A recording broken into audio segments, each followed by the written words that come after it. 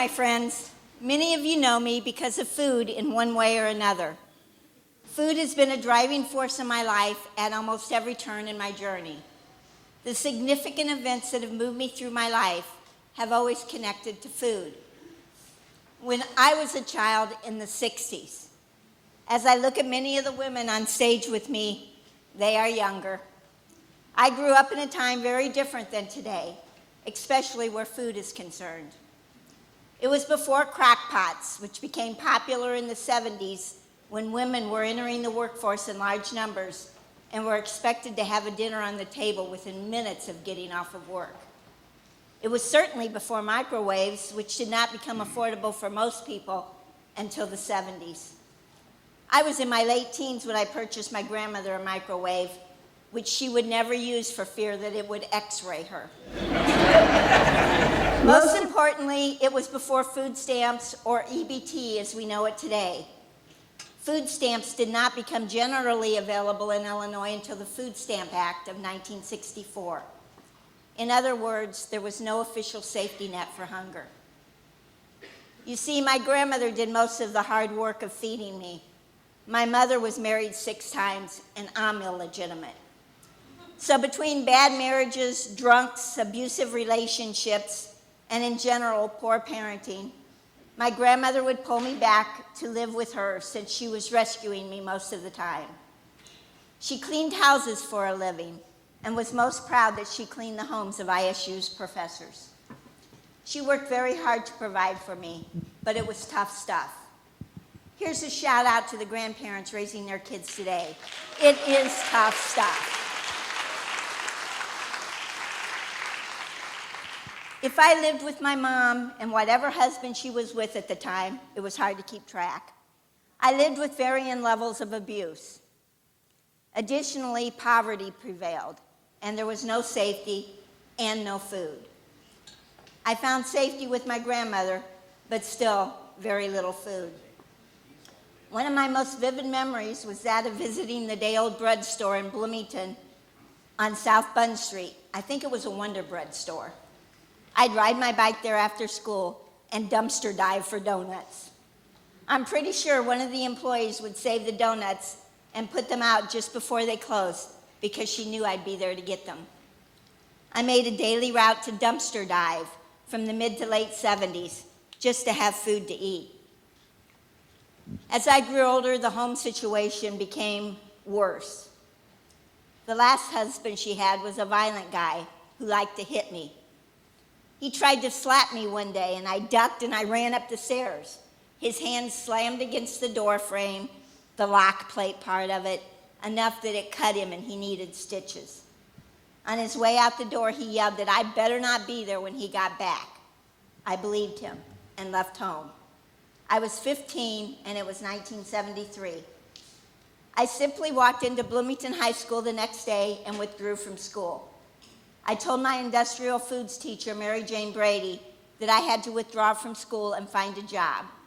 She immediately walked to her office, dialed through the school switchboard, and arranged for me to begin work the next Monday at State Farm as a breakfast cook under the tutelage of the head chef, Rhonda Roos, who was a good friend of hers. For the next 2 years, I worked from 4 in the morning till 11 in the morning, riding my bike across town to the new State Farm building. It took 1 hour to bike each way from the rented basement room I had with an old lady. I attended GED classes, worked, and graduated with my GED at my class of 1976 graduation. This could happen only because I had taken food classes and could do the prep work in a commercial kitchen, and because Mrs. Brady cared enough to feed me in the way that she could. Again, food rescued me. I got free food the entire time I worked there, and I learned a great deal about feeding people and how others fed me. College was another series of lessons, many including food. I would never have gotten to college without the small church a friend kept taking me to, 2 or 3 times a week.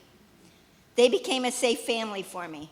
The Free Methodist Church in Normal, Illinois helped arrange my acceptance to Greenville College in Greenville, Illinois. I was accepted on probation because I had no class rank and no SAT score. I received tuition assistance because I was an independent student. That meant I had no parental support. The tuition assistance came with a meal card, and which I took full advantage of. Imagine, food for free 3 times a day? I'd be lying if I told you it was not a great part of my college experience. I also used my food knowledge to work in the student union cafeteria at night. I made lots of friends over peanut butter milkshakes.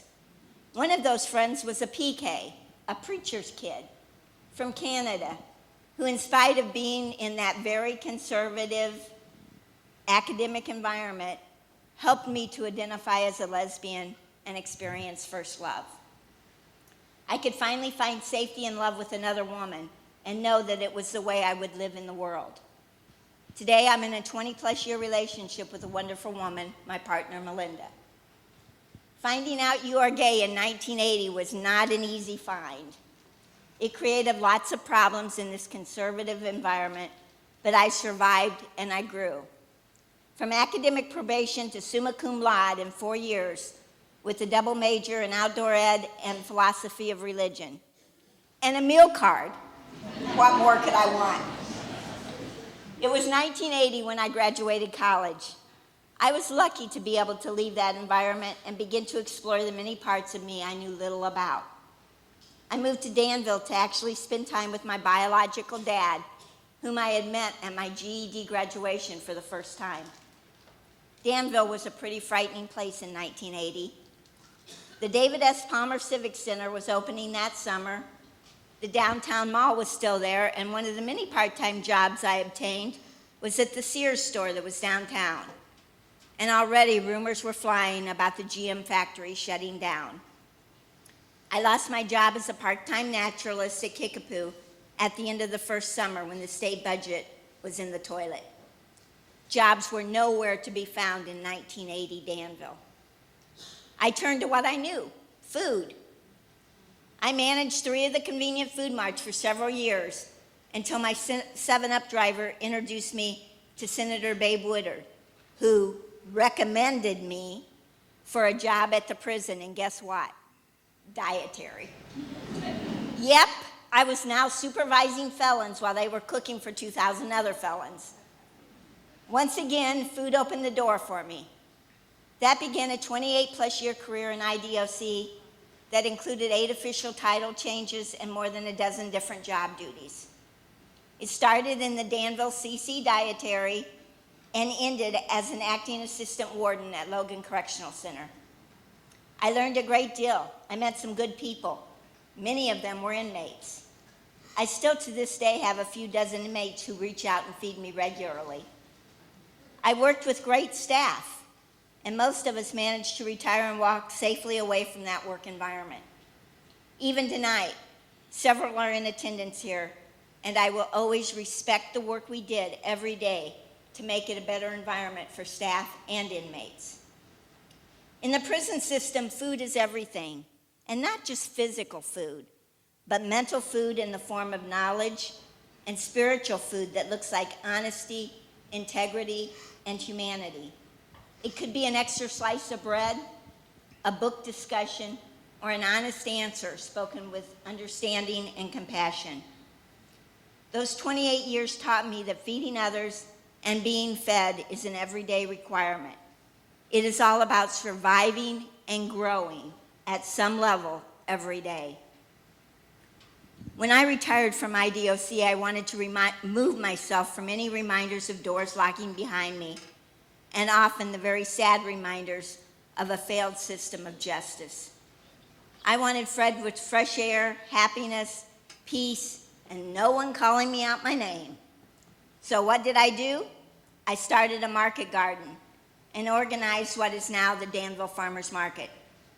We started with 6 vendors on a good Saturday in the library parking lot to today's 100 registered vendors with an average of 35 at every market.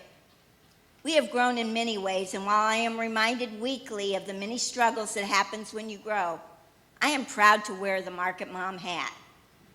I am also proud to be a vendor at the market, selling my homemade food and baked goods, and of course, lemon bars and lemonade. Once again, food has dictated my life path. As I reach that time in which there are fewer tomorrows than yesterdays, food continues to dominate most aspects of my life. Today, I am not hungry. Today, I have abundance, and I share it with others. I am most grateful to those who have shared their abundance with me when I was hungry, who reached out a hand and helped me when I was scared, and who fought for me when I was weak. I was fed, and I hope now to continue to become a better feeder every day. Food equates to life, and it has always guided mine.